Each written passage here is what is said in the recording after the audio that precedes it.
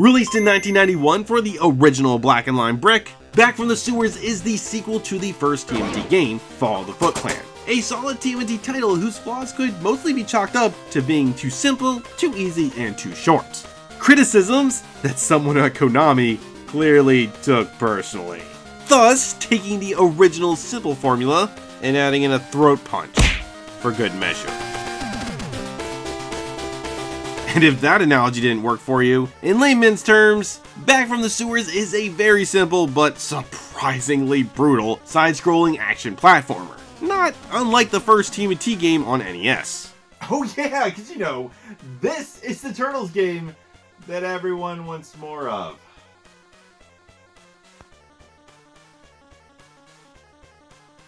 But fear not, as this game is actually trying to be more like later TMNT games, sharing similar openings, stages, and mostly the same music. Not to mention the addition of classic beat-em-up style arenas. Though, the game actually starts off almost exactly as Fall of the Footclan did. By the by, did anyone notice just how much of a lie that first title is? The opening stage basically just has you walking down a straight, unchanging path, very slowly, I might add, as you smack down enemies as they try to flank you. And, as you might expect, it isn't too challenging, as the turtles can turn on a dime, and even if you do screw up, the health bar is pretty big. Plus, the Footclan must not pay that well, as some of their soldiers have gotten side gigs delivering pizza. It's an extremely easy start, and you do seemingly have everything you need to bring the foot down. Your arsenal includes your standard attack, a duck attack, a jump kick, and even a sliding kick. The latter of which I could never really get to work well for me. Half of the time the game would just make me jump instead of slide, and the other half, well, it seemed like I always took a hit for my troubles. And each turtle basically plays the same too, with the exception of a slight reach difference, which again makes Donnie the best, though he's not nearly as OP as he was in the NES game. Especially when you factor in the beat-em-up style stages, which we get our first taste of in the second stage, and boy does this look oddly familiar. But they aren't exactly what they seem. While these areas do look like your typical beat-em-up stage, they don't exactly play like one. As like in the side-scrolling stages, with the exception of the last stage, enemies drop with a single hit, so no comboing off or knocking foes away. Which absolutely works for a short portable game like this. So yeah, these enemies, they become a real pain. So by now, you're probably thinking, wow, this game seems simple enough. Mostly just Twitch ninja reaction skills. Suck it up, just get good. But that's only the beginning. As you progress, the game slowly becomes more rage-inducing. It's at the midpoint of the game, which this is a short game, mind you, clocking in about an hour, when the Mousers start appearing, bringing along with them a lot of the game's major issues, namely spawn times, platforming, and just sheer cheapness. So when it comes to the Mousers, the big problem is that they never stop spawning. You already move slow enough without the constant need to stop every freaking second to bash them, so it just gets tedious. The obvious solution would be to try and get away by platforming, but yeah, it's not that simple. The platforming in this game isn't what I'd place under the, good category.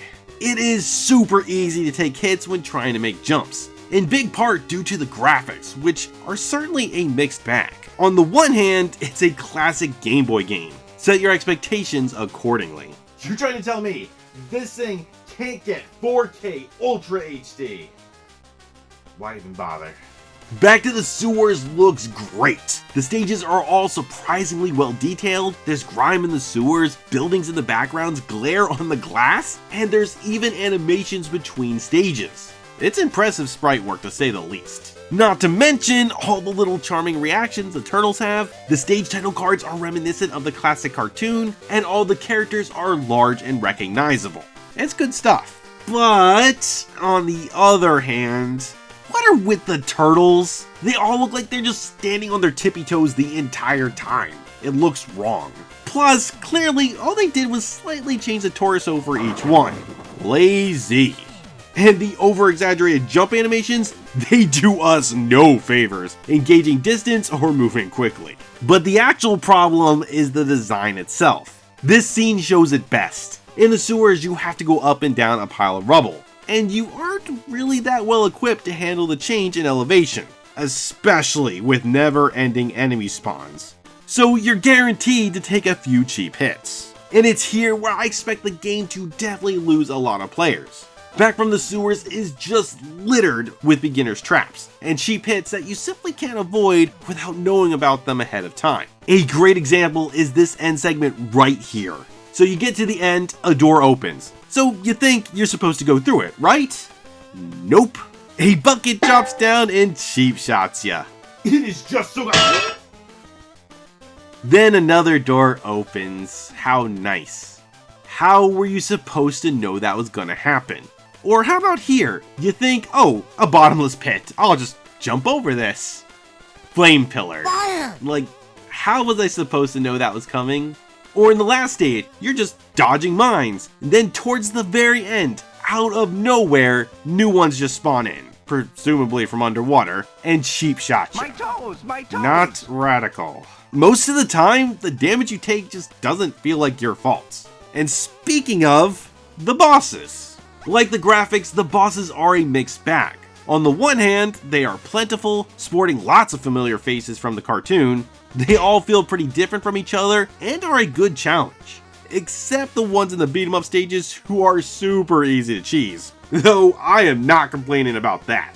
The problem with the bosses is much like a pizza with the works. It's a combination of things. Similar to how it is when players take a hit and get invincibility frames, the bosses get them too. So when you take your shots, they're probably going to return the favor. And since they are so big and you are so slow, Move it, will ya?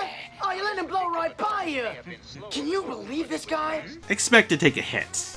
And let's not forget about the random bursts of speed enemies, not just the bosses, randomly pull out of their shells. Usually most boss battles, for me at least, I don't want to hear anything from you super pros out there, tend to be battles of attrition, leading to the loss of a turtle, which is another neat but kind of pointless mechanic the game tossed in. Each turtle has their own health bar, but unlike the NES game, you can't really abuse it. You can't swap mid-stage, so each turtle actually tends to act more like a life than a character, usually getting shell-shocked at the end of each stage, so then you can just fight the boss at full health with another. If you manage to beat the stage with all your turtles intact, you get a bonus stage where you can try to regain some health. But if you've lost a turtle, you get a bonus boss fight where you can try and save them. And this guy is rough. I never managed to beat him. But it's not like you really need to, because I think the devs partially knew that they were being cheap, which is why they showed a tiny bit of mercy. Even if you lose all your turtles, you have infinite continues, so you can just start back at the stage you game overed on. And it's not like you can rescue the turtles during the stages anyway, so it really doesn't matter. And even if you do end up repeating a few stages, at least you have some cool music to jam out to. As I mentioned at the start, Back from the Sewers has quite the handful of tracks, most of which are repurposed from the second NES game. And even crunched down, they still sound fantastic. Lots of energy for kick and shell, which is great as it gives the game a much needed boost in its pacing. And of course, the iconic theme song is present and accounted for. There's even a few surprisingly audible sound bites. This game is just loaded with charm, but it isn't enough to save it. While the presentation of Out of the Sewers is cute, fun, and nostalgic, the mechanical problems, especially piling up towards the end, turn it into a game that's more frustrating than fun. With so many awesome TMNT games readily available, normally I'd say unless you're a hardcore TMNT or retro fan, just give it a pass, as it hasn't seen re-release in over 30 years, and wouldn't really be worth tracking down on its own. But with it being a part of the TMNT Cowabunga collection, Back from the Sewers does offer enough charm and challenge to warrant a dabble as part of that. But only after you've played the other masterpieces on there first.